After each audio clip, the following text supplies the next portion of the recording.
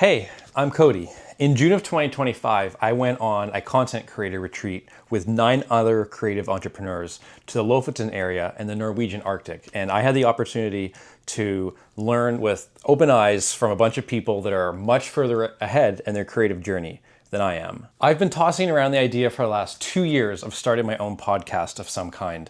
And I figured, you know what, let's just sit down with a bunch of people on this trip and talk to them and see where it goes. So my first sit down was with Matty Collins, a videographer out of Victoria, British Columbia. Matty helps companies both big and small grow through their content. Matty also makes some of his income through shooting weddings, which there's a huge market for. Matty is a teacher by trade and entrepreneur at heart. He also taught in China for 8 years after coming back to Canada and pursuing content creation full time. Go check out Matty's channel. I'll throw his YouTube handle up right here. He's a huge gearhead. Because of him, I was able to pick the right gear that was suited for what I wanted to do. He's worked with companies such as DJI, Artlist, Surrey. And in this conversation, we talk about the freedom that entrepreneurship gives us, as well as the steep challenges that we face on a daily basis, as well as touching on how travel changes us and makes us better people. So I hope that you enjoy this conversation because we had a lot of fun putting this together.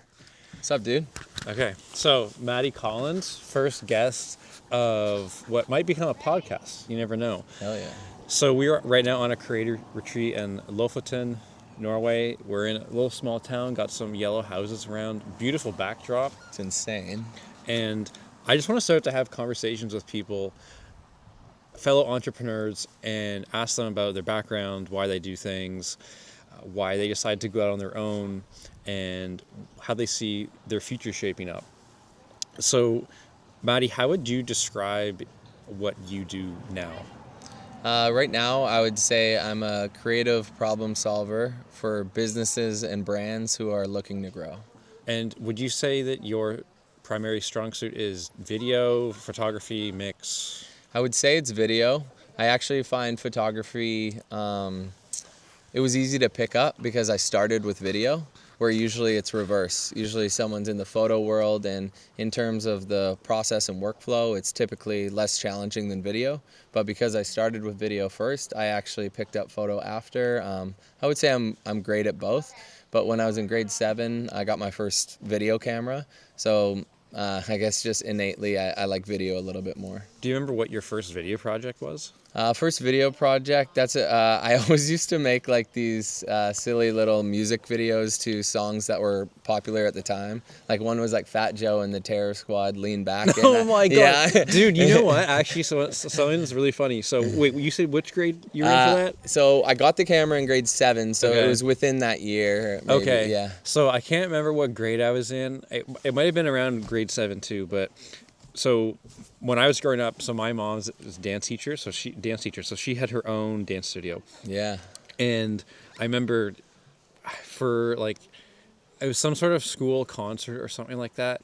She came in because the school like wanted every grade to do like a dance routine. Yeah. And anyway, so when she came in and she did the choreography for our dance, and it was to that song. So we had like my whole class doing a dance to that song. So it's No just way. so funny. Yeah. Like I still remember like kind of some of the moves like she was like having us doing. Yeah. But every time I hear that song, I think of, oh geez, remember when I was like whatever, would have been like 11 or 12 and we were dancing to that song. I have another connection to that where there was like a school assembly, and like some of the students were gonna do like a performance to that. Yeah. I think they were gonna rap it in front of the whole school. The principal allowed it, but at the beginning of the song it says turn the bleeping mic on, and it's like turn the effing mic on. And as soon as that happened, because they forgot to get the censored version, the principal shut it down and they never got to do their performance.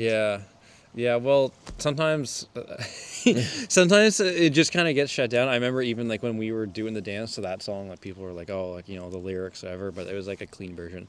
So it was like, who cares? But when did you first become an entrepreneur?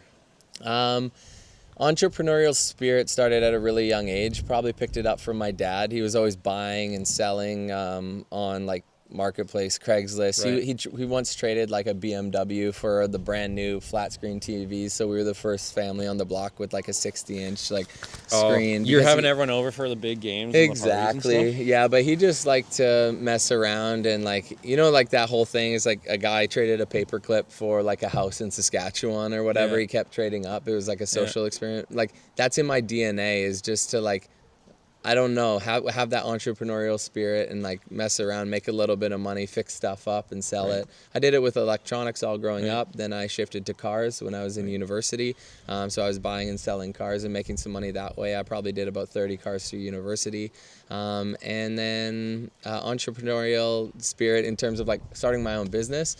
I'm a teacher by trade, went to school for that, took the traditional route. And then what ended up happening is like I was in love with teaching, but when I moved back to Canada, it's a different, kids are different behaviorally. And so I always had this idea. I was taking photos all through my time in Asia. I spent 8 years there. And I was like, this would be fun to do full time and kind of make a career out of it. So COVID, I started doing it, moved back to Canada in 2022 and said, hey, I'm just going to go all in on this. And I'd say I've been full time for the past year and a half doing this.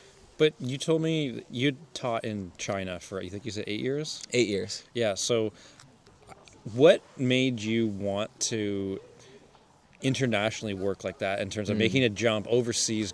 Had you been to China before you moved there for work? Never so been. What was that like?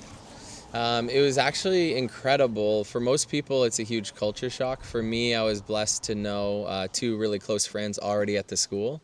So when I got there, they really helped ease me into China, the culture, and they knew the spots to show me, the beautiful spots to travel to, the hikes to go to. So I just feel like I was very lucky in that regard. So do you think that teaching in China, and mind you, I know that you said that you were also traveling around Asia to different places while Yeah. you were teaching there. Do you think that that's kind of what sparked, hey, like, I want to keep doing this. Like, I want to be able to kind of move around at my own pace and just see more of the world? I know I definitely got the travel bug that first year was 2014. I had it in my head that like the only place I wanted to see in the world, I was so excited for Thailand. And I knew once I moved there, we teachers worked for 8 months and you got 4 months off. It was a pretty cool contract. So that first year I did Thailand, and ever since that, I just got the travel bug. I was supposed to stay in China for 1 year. I was on a 1-year contract. That's right, Ended up being 8. So Yeah. it just, I definitely got the travel bug, experiencing culture. I really enjoy meeting new people and experiencing new culture. And I mean, for me, it was just inevitable that I was going to get, hooked on it. But no, while you were teaching in China, were you experimenting with some video stuff and some photo stuff too on the side? Yeah. So going back to when I first got that camera in grade 7, I just kept on upgrading, Right. but I was doing it for school projects. I never shot anything like professionally until 2016. I was traveling the world and mostly doing photographs, I'd say. Video kind of took a little bit of a break for me, and photography was just easy to have a small camera, pack it around, see new landscapes, and I was posting all over Instagram. Never thought it would ever turn into a business, but I'm Right. super happy it has. So you said you started posting on Instagram. Was that the first platform that you started experimenting with in terms of putting a lot of content out there? Yeah, it definitely was. I messed around with Vine a little bit, which is... I remember that thing. Yeah, I never really used it. No, it was kind of fun and goofy, Yeah. but I did mess around with Vine a bit. But Instagram was where I was like, hey, I'm proud of my images and I'm proud of my content. I'm actually going to put it out to the world and see what happens. And then now, what would you say is the platform that you use the most? YouTube for sure. Yeah. Yeah, I find it super overwhelming right now in the landscape of social media where you're almost like pressured into posting on TikTok and Instagram and YouTube and be everywhere all at once. And it's super, it honestly can take a toll on your mental health, and you're constantly checking like statistics and how I'm doing in all of them. But it's like rabbit hole, man. It's a rabbit hole. So last year I said I'm only going to focus on YouTube and I'm going to drop all the other stuff. And I saw incredible success in terms of growth on the channel, but also like businesses that see the work I'm doing just on YouTube and want to work together. So that was really neat. So what was it that you think changed that growth for you on YouTube? Like, walk me through when you first started, what you're focusing on, and then maybe some things that you noticed that was like, oh, this is working. I'm going to kind of double down on this. And I'm just kind of curious to see how that progress evolved for you. So the progress was I didn't understand the intricacies of video. I thought I understood video because I had a pocket camera in my hand like ever since I was young, but you don't understand like all the nuance, like exposure settings and how to shoot in log and make stuff look cinematic. Right. So I just started a YouTube channel.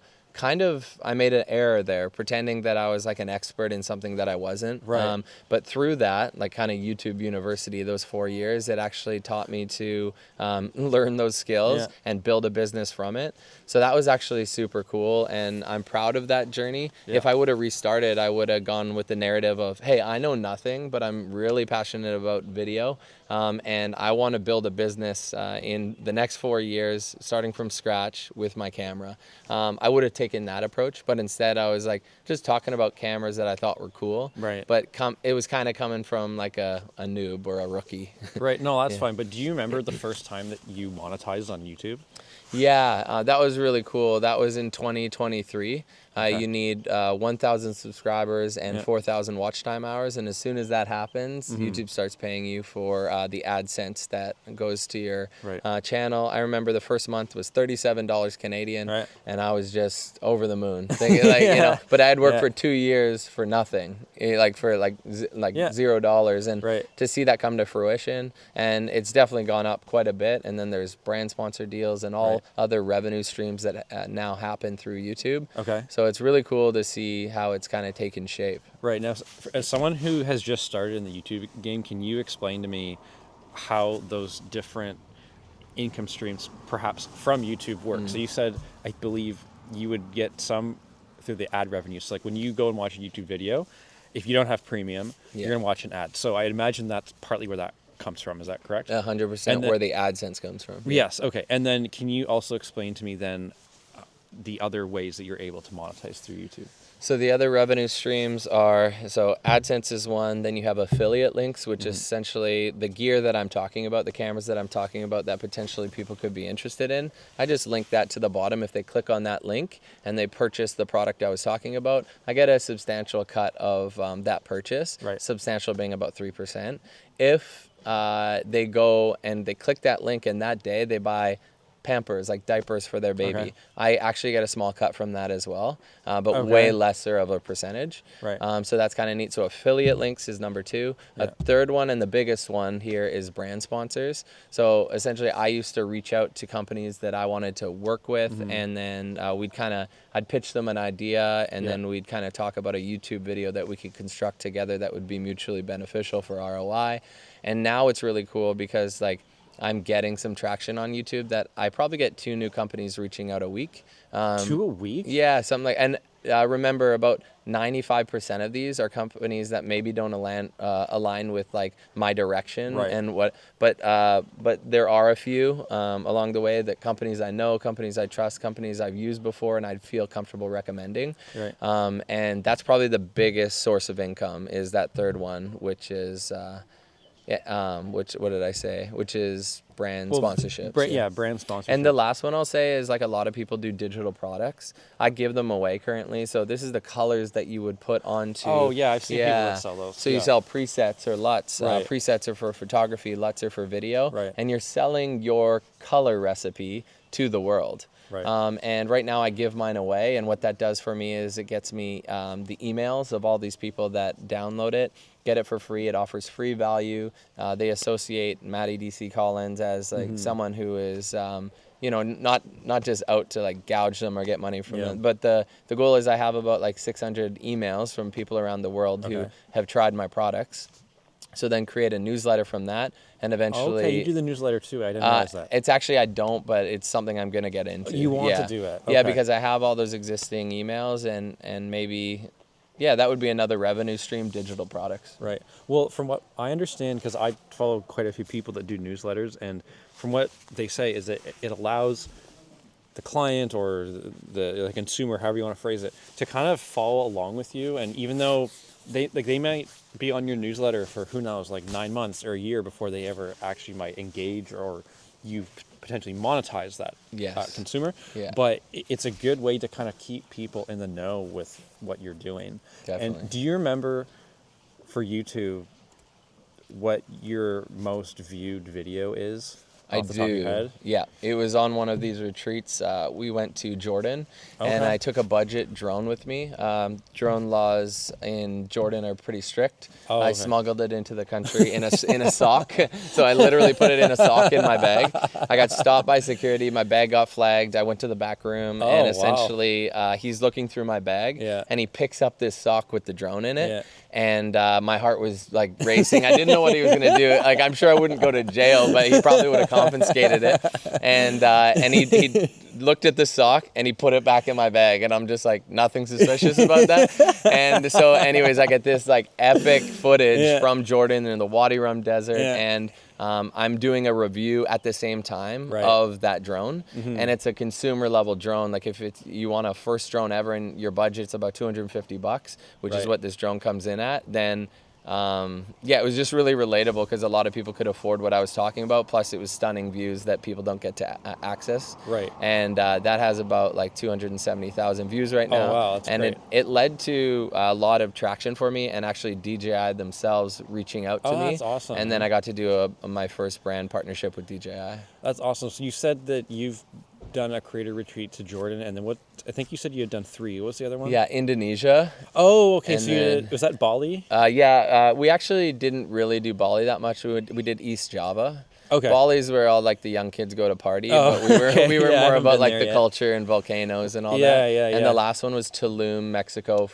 I got my Okay. free diving certificate level 1. Oh, that's awesome. Yeah. So how do you find that these creator retreats help you? Because I know when we were talking earlier today, you said that each time that you do one of these, you take away so much, but you still keep coming back and doing them. So I'm just curious as to how they kind of help your direction. I think the reason I come in the first place is, like, remember we talked about that travel bug?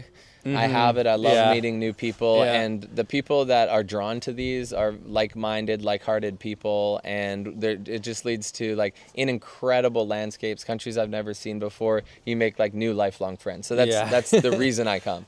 Secondarily is like my business. It helps my business so much. I treat it like a professional development, and I get a lot of like inspiration and motivation and new ideas. But then I also have all these minds to like pick while we're here, and it actually just like makes the end product, like I'm working on a short film right now, and it makes the end product so much better because it's not just you trapped in like an office. Like when you're stumped on something, you can just go to your roommate or whoever here, and they're like, oh dude, I would do this, and and then you learn different nuances of the business along the way, whether it's how to like client acquisition or if it's actually the technical side of things. It's just a very broad scope. So you come away with lifelong friends and memories, and that's the reason I keep coming back. Yeah, I've lost track. Like, what are we on now? Maybe day 4, I think. I think. Yeah, maybe counting, right? day 3 or 4. Yeah. But I mean, I'll say for myself, I didn't really know what to expect coming here. I mean, I was,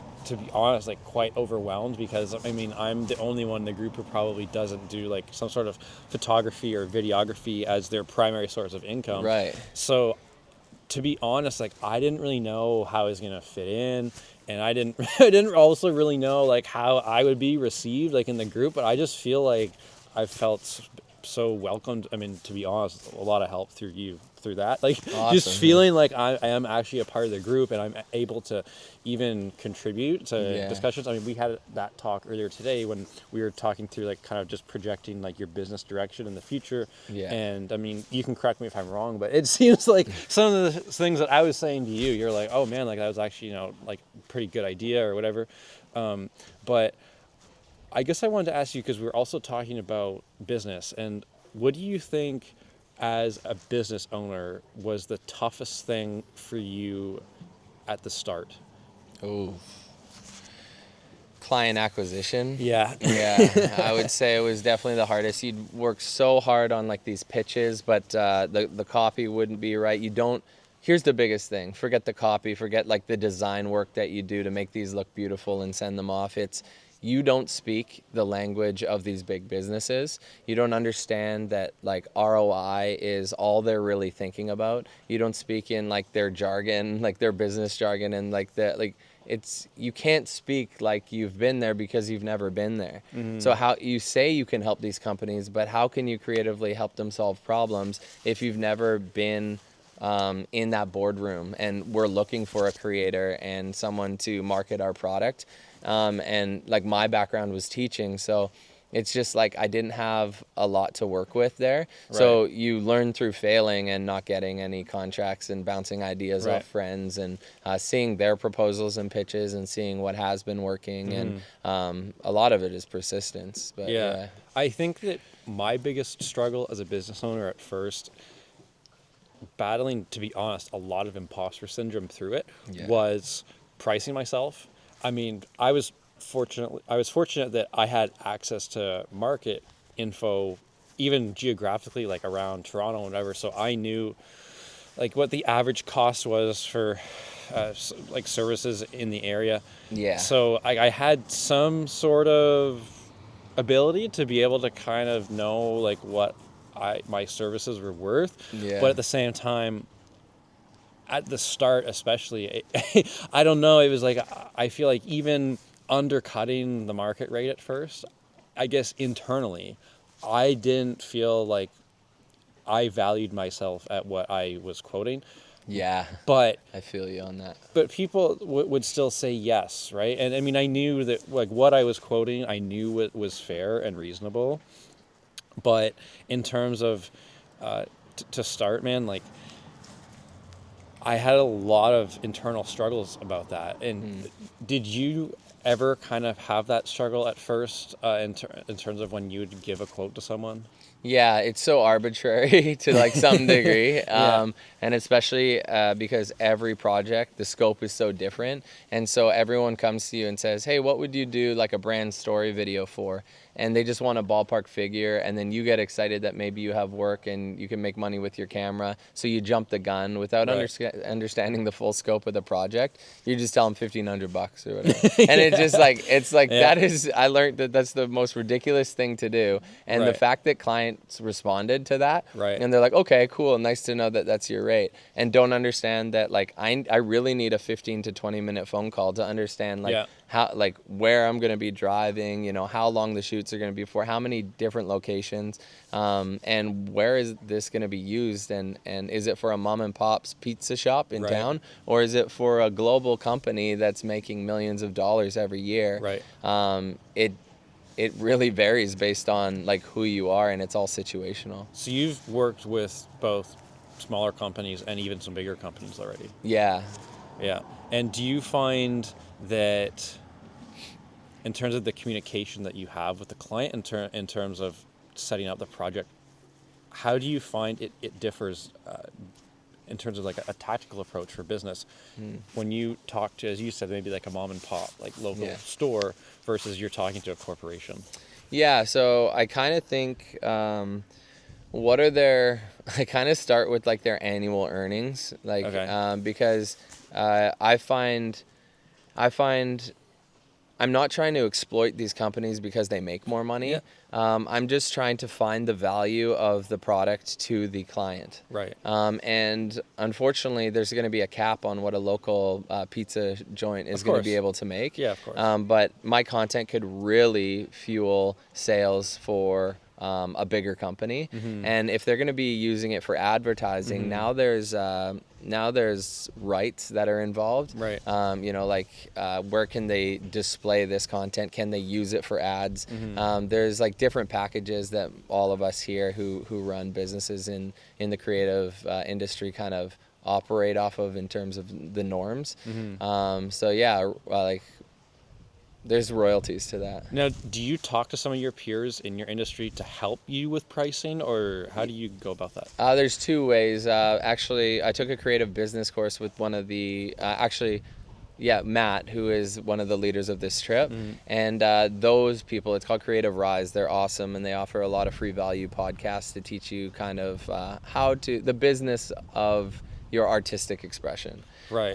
And they've created a pricing calculator where it's like, is it for a commercial project? Is it for a wedding? And then it's like, how many deliverables do they want? And you just go down and tick all the boxes, and at the end, it gives you a total of what you should be charging. That's always a good baseline. But talking to people in your industry has always been the first course of action for me. And and it's usually because it's like, hey, I've never worked with like a car brand, but they reached out, and like someone who that's their niche, I would definitely contact that person who I follow who only shoots vehicles and cars, Okay. because it's like you get to understand the scope of that industry. So you told me before, I believe you shoot weddings, correct? Yeah, I A shoot little bit? weddings, yeah, but mostly for businesses and brands. I'll do about I'd say 6 to 8 weddings a year.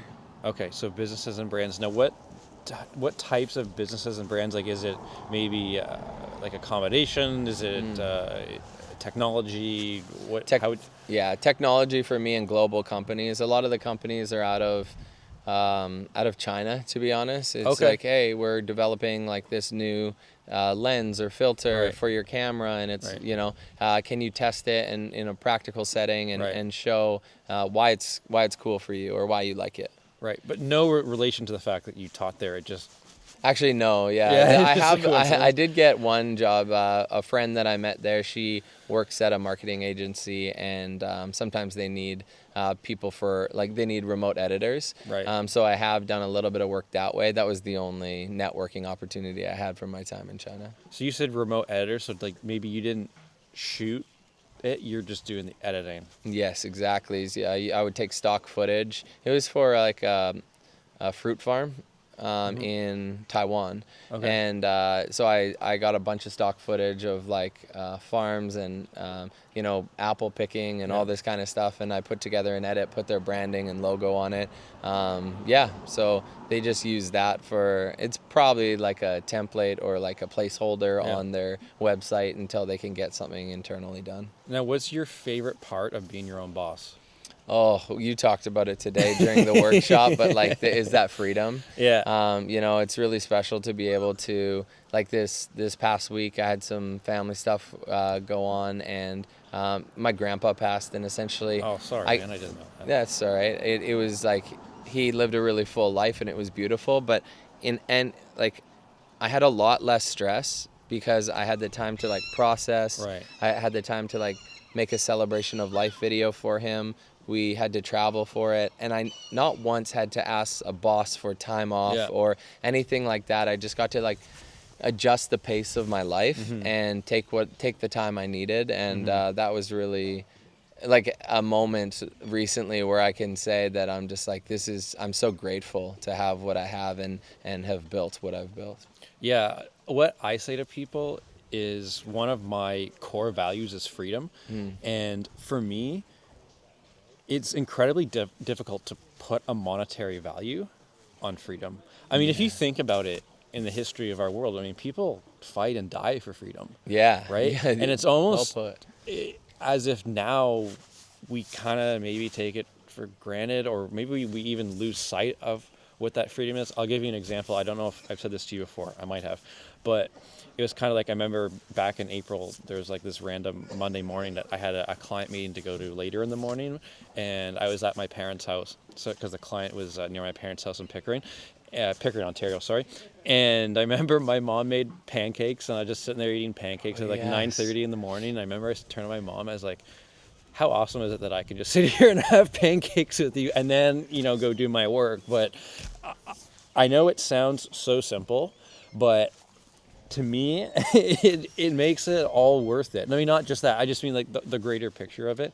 Do you have any other particular example that you've been able to kind of say to yourself, like, man, like the fact that I'm able to do this or whatever, I wouldn't trade this for anything. The first thing that came to mind was just this trip. Like I didn't have to think about it. This is something that I knew that I've baked into my business. I knew I baked into like just 2 big trips a year kind of thing is what I've been doing. And I know Matt reached out and he was like, hey dude, we'd love to have you. Are there any dates that don't work? And the fact that I could just be like, dude, just make it happen, and I'll be there. Yeah. You know what I mean? It's just like there's a million, if I'm being honest. There's so many times, but it's important to, regardless of what that exact scenario is just to appreciate it and have gratitude for that freedom. Yeah, for me, I started my own law practice, I guess technically in March of 2024. Yeah. And a big part of it, why I did that, was so I could continue to travel the world, because I knew that when I travel and I do these far trips, it just changes my perspective.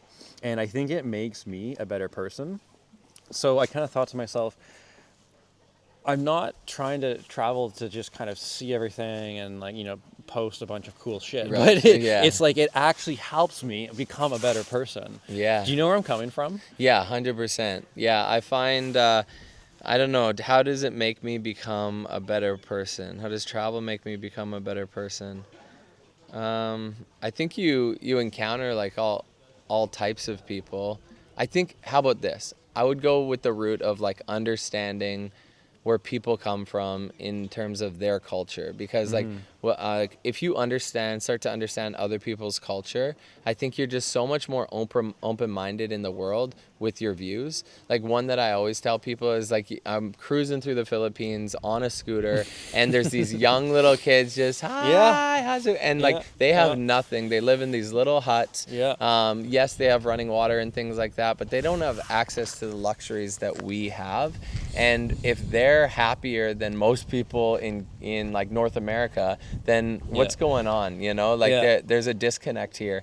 And so that makes me a better person because it makes me more grateful. And I would go that route. Similarly, I remember, have you been to Vietnam? Yes. You're right. Okay. So did you do the Ha Giang Loop? No, I didn't. Do you know what it is? I've maybe heard it's like of it. when you can do like a motorcycle tour. Oh, north to south or south to north? Rent a bike and go? No, you can do that, but so the Ha Giang area of Vietnam, it's like a 6-hour drive from Hanoi, like northwest-ish, but it's near the Chinese border. Yeah. And you can go through all these incredible mountains for however many days you want. Anyway, so I remember like you're driving up like into the summits of some of these mountains, and you drive through these villages. And I remember seeing some of these small children, maybe like somewhere around 8 years old, and they're helping their parents cultivate the crops, at the top of these mountains, because it's just like, man, like they live up in the mountains. Like I know they're young kids, but it's like, the parents need help to feed. So it's like you're just expected to do that. And similarly, I remember seeing like these older ladies who were like at least in their 70s, okay? Yeah. And they're out there, doing the crops and everything. And I remember driving through those towns and seeing that. It's like, this is just stuff you don't see in North America. And it made me appreciate much more, I guess, where I come from and what I have. Yeah. And I think that is something that enables me to become a better person. 100%. Yeah, there's that's the main takeaway from my 8 years traveling in Asia was just like gratitude, I think, because now you've experienced it firsthand. People can tell you, like the saying like, eat your food, there's kids starving in Africa. That doesn't connect when you're a kid. No, it doesn't. It just becomes like a saying, but like, do you have empathy towards it? Not really. You haven't seen it. And then the next step would be, I watched a YouTube video or a movie where I saw it and it made me sad. Yeah. And it's like, cool, but then you just forget it 2 days later. But if you go live it and experience it, it's a lot harder to forget. Even if it's not in the conscious and that's in your subconscious, it lives there. Right. And that shapes you. Yeah, and I find that the more places that I get to see that are unlike Canada. So for example, I mean, I would love to go to Australia and New Zealand, but they're still, in terms of culture and obviously language, like there are a lot of similarities there. So, I mean, coming to a place like this, I mean, I was saying to someone yesterday, it kind of reminds me of Newfoundland, much more rugged and much taller mountains that you can see. But like, and even some of these fishing villages, like it kind of reminds me of that. But you just get to see some landscapes even that you don't get to see back home. And I think that even just like staring at this beautiful landscape that we have around us, it inspires me to want to keep doing more. It's almost like it's an addiction. Yeah, it's and true. I kind of can't stop. Yeah. You know what I mean?